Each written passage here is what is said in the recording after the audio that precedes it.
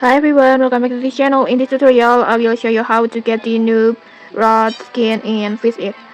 In this latest Fisch It update, you can get a brand new rod skin for free. The Noob rod skin, and here's how to unlock it. First, just head over to the new island, the classic island, and then just look for an NPC named John 2. This one.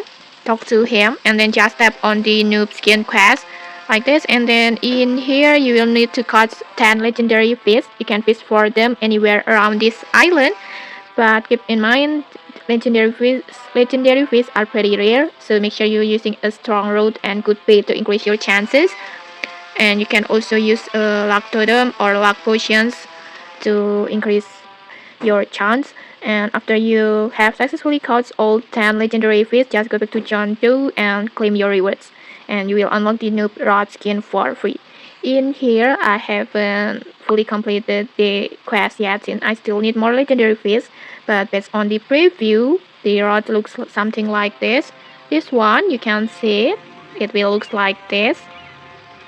And okay, that's it. If you found this helpful, don't forget to like, comment, and subscribe for more tutorials. Thanks for watching, and see you!